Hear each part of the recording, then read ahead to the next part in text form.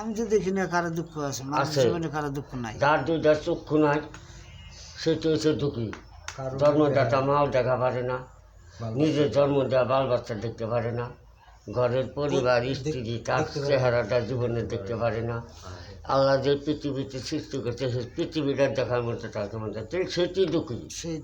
আমার আল্লাহ 16 আনা একদম হাত পা চোখ নাক কান মুখ আল্লাহ 16 আনা সব দিছে আমার। আমি কেন দুঃখী হবো? আমি একটাই দুঃখী, আমার ইমানকে দিয়ে আমি ঠিক করে রাখতে পারি না মনে হয়, এটাই। তাছাড়া পৃথিবীতে আমি কোনো দুঃখী না। আল্লাহ আমাকে খুব সুখী চালাচ্ছে, সুখী আছি। যাক, সুখে থাকলেই ভালো।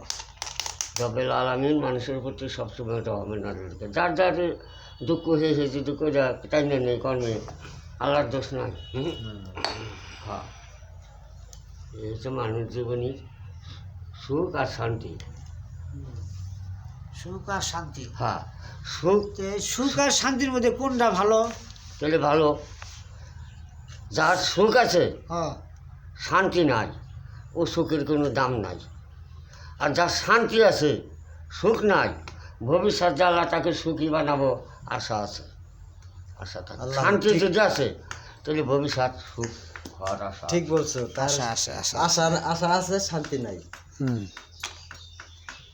শান্তি আছে, শান্তি আছে, সুখ নাই। এটা ভাগ্যে থাকলে শান্তি যদি আছে ওখানে সুখ থাকতে পারে, কিন্তু শান্তি নাই সুখ আছে তাহলে ওখানে কী আছে? কিছুই নাই।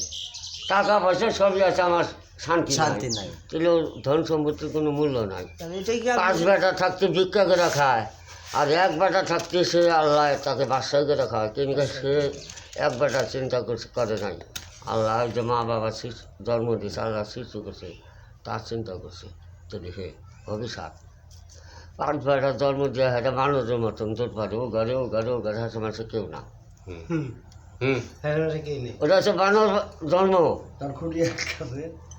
আর যার 1 ঘর ঠিক আছে আল্লাহ তাকে বানাবো সত্যি সে আসলে ভালো, কিন্তু কারণ লোক লালসা 1 ঘরেই ওই দিক নাই।